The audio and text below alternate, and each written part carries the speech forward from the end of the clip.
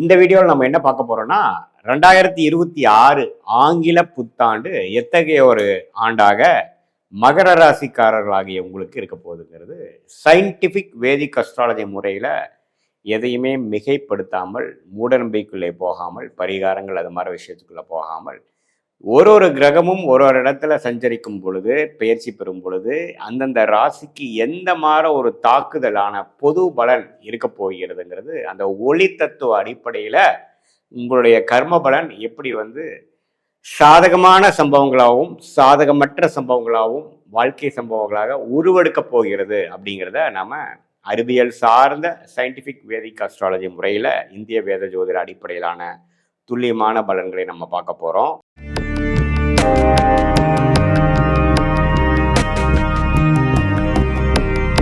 இப்ப பாருங்க, மகர ராசிக்காரர்களுக்கு 2026 ஜனவரி மாசம் பிறக்கும் பொழுதே பாருங்க, குரு 6ஆம் இடத்திலேயே தான் இருக்கிறார். குரு 6ஆம் இடத்துல இருந்து அதோட 12ஆம் இடத்தை பார்க்கிறார். சனி 7 நாட் சனி முடிந்து விட்டதுங்கிறது தெரியும் மகர ராசிக்கு. 3ஆம் இடத்துல சனி இருக்கிறார்.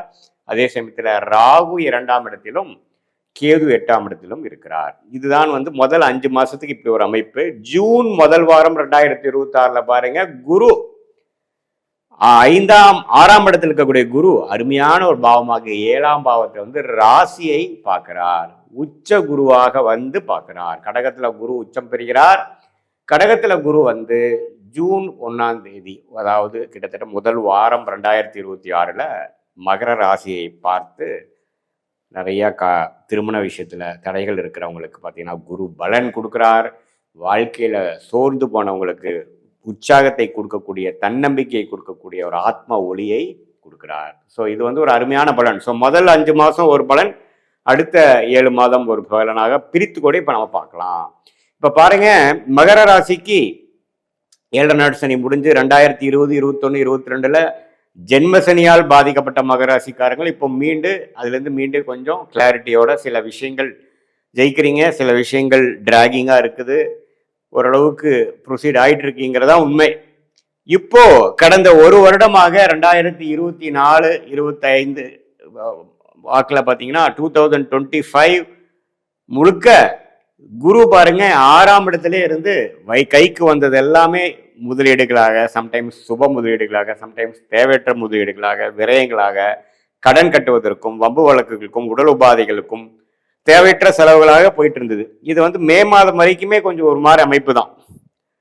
ஏன்னா இப்போ 12ஆம் இடம் என்று சொல்லப்படுகிற விரயஸ்தானத்தை குரு தன் வீட்டை தானே கனெக்ட் பண்ணும் பொழுது கையில எவ்வளவு சம்பாதிச்சாலும் சேமிக்க முடியாது.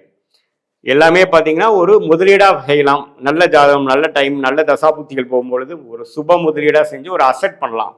ஒரு வீடு வாங்கலாம், ஒரு இடம் வாங்கலாம், வண்டி வாகனம் வாங்கலாம், ஸ்டாக்ஸ் இதுல எல்லாம் இன்வெஸ்ட் பண்ணலாம். அது மாதிரி விஷயங்கள் இருக்கலாம். ஆனால் குடுக்கல் வாங்கல நீங்கள் போனீங்கன்னா கொஞ்சம் மாட்டிக்க வேண்டியிருக்கும். தேவையற்ற ஒரு நம்பி கொடுக்கறது, நண்பர்களுக்கு கொடுக்கறது அப்படிங்கிற மாதிரி விஷயத்தெல்லாம் நீங்கள் அவாய்ட் பண்ணணும். 2026 மே மாதம் வரைக்குமே பார்த்தீங்கன்னா இந்த ட்ரெண்டு தான். ஜூனுக்கு அப்புறம் பார்த்தீங்கன்னா இந்த பண விஷயத்தில் ஓரளவுக்கு நல்ல முன்னேற்றம். உங்களுக்கு இவ்வளோ தூரம் கொஞ்சம் கையில் கண்ட்ரோல் இல்லாமல் பணம் செலவாயிட்டு இருந்த விஷயங்கள்லாம் ஓரளவுக்கு ஸ்டேபிள் ஆகும், கண்ட்ரோலுக்குள்ளே வரும். நம்ம என்னென்ன தவறாக பண்ணிட்டு இருந்தோம், எது தேவையற்ற செலவுகளாக பண்ணிட்டு இருந்தோம், என்ன இன்னும் கொஞ்சம் நல்லா பண்ணியிருக்கலாம் அப்படிங்கிற விஷயங்கள்லாம் நல்லா உங்களுக்கு ஜூன் மாதத்திலிருந்து தெரிய வரும் 2026. ஸோ அதுலேருந்து பார்த்தீங்கன்னா இளைய வயதினர் திருமண தடைகளால் பாதிக்கப்பட்டு காதல் திருமணம் நடக்க முடியாமல் எல்லாமே கொஞ்சம் இழுபறியாக இருக்கிறவங்களுக்கு திருமண விஷயங்கள் நடக்கக்கூடிய அமைப்பு உண்டு. குழந்தை பேரு எதிர்பார்க்குறவங்களுக்கு குழந்தை பேரு கிடைக்கக்கூடிய விஷயம் உண்டு. எல்லாமே ஒரு இழுபறியாக இருக்குது. ஒரு வேலையாக இருக்கட்டும், எதுலேயுமே ஒரு சுமூகமான விஷயமே இல்லை. ஒரு ஸ்டெபிலிட்டி இல்லாமல் நாளைக்கு என்ன நடக்குமோ நாளானைக்கு என்ன நடக்குமோங்கிற மாதிரி தான் வாழ்க்கை போகுதுங்கிறவங்களுக்குலாம் ஒரு நல்ல மாற்றத்தை கொடுக்கக்கூடிய அமைப்புகள். இதே மாதிரி வயது முதலியவர்கள் பார்த்தீங்கன்னா உடல் உபாதைகள், அந்த டயபெட்டிஸு, தைராய்டு, அது மாதிரி இஷ்யூஸ்ல எல்லாம் பாதிக்கப்பட்டவங்களுக்கெல்லாம் கொஞ்சம் நல்ல நிவர்த்தியை கொடுக்கக்கூடிய ஒரு அமைப்புகள் உண்டு. ஸோ பண விஷயத்தில் நல்ல ப்ரோக்ரஸ் உண்டு, குடுக்கல் வாங்கல் விஷயத்தில் நல்ல அமைப்பு உண்டு, அசெட் வாங்க விஷயத்தில் இருக்கு, மைண்டு கிளாரிட்டி ஆகும். எல்லாமே ஓரளவுக்கு பாசிட்டிவாக நடக்கக்கூடிய விஷயங்கள். தொழிலதிபர்களாக இருந்தாலும் வேலையில் இருக்கிறவங்களுக்கெல்லாம் இருந்தாலும் நல்ல மாற்றம், ஒரு இக்கட்டான சூழ்நிலையிலிருந்து ஒரு நல்ல சூழ்நிலைக்கு மாறக்கூடிய அமைப்புகள்.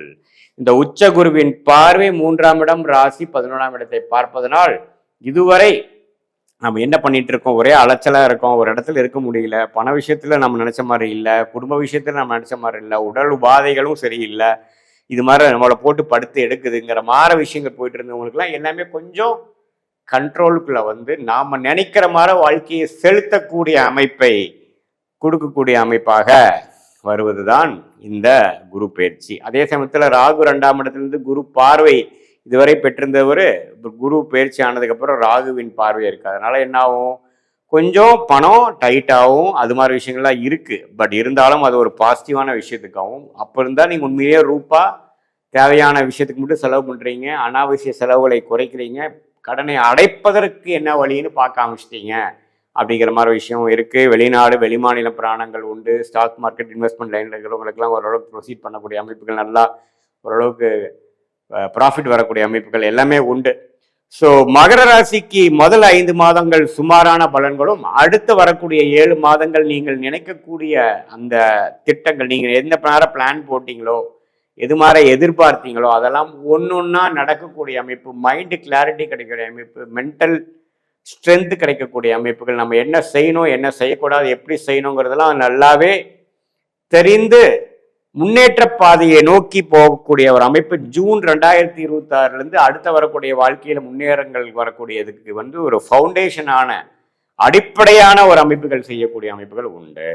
இப்ப பாத்தீங்கன்னா இது வந்து ஒரு பொதுவான ஒரு கோச்சார அடிப்படையில ராகு கேது சனி குருவை வைத்து நம்ம சொல்லக்கூடிய ஒரு அமைப்பை ஒழிய, உங்களுடைய பிறந்த தேதி பிறந்த நேரம் பிறந்த ஊர்ல என்ன மாதிரி ஜாதகம் வருது, திருக்கணிதத்துல என்ன தசாபுக்தியில் போய் கொண்டிருக்கிறது, நீங்க என்ன லக்னத்துல பிறந்தீங்க, லக்னாதிபதி எப்படி இருக்கிறார், எந்தெந்த 9 கிரகம் 12 கட்டத்துல 27 நட்சத்திரத்துல எப்படி படர்ந்து இருக்கிறார்கள், எப்படி விரிந்து அமைப்போட இருக்கிறார்கள் எல்லாம் பார்க்கும் பொழுது உண்மையே துல்லியமான பலன்கள் நீங்கள் இப்ப நம்ம பேசுற இந்த கோச்சார் அமைப்போட சேர்த்து வச்சு பார்க்கும் பொழுது அடுத்த வரக்கூடிய காலகட்டங்கள் ஷார்ட் டேர்ம் எப்படி இருக்கு, அடுத்த வரக்கூடிய 1 வருடம் 2 வருடம் லாங் டேர்ம் எப்படி இருக்கு, என்ன மாதிரி முடிவுகள் எடுப்பது நல்லது, எந்த நேரத்தில் எடுப்பது நல்லது, நமக்கு என்னென்ன பிராப்தங்கள் காத்திருக்கிறது, எந்தெந்த பிராப்தங்கள் நமக்கு இல்லை அப்படிங்கிற மாதிரி விஷயங்களும், உங்களுடைய லக்கி ஃபீல்டு என்ன, லக்கியான டைம்லைன்ஸ் என்ன, எப்போ நம்ம வேகமாக போகணும், எப்போ வந்து நம்ம அடக்கி வாசிக்கணும், எப்போ வேலை மாறலாம், எப்போ இருக்கிறதையே பொறுத்து இருந்துக்கலாம்,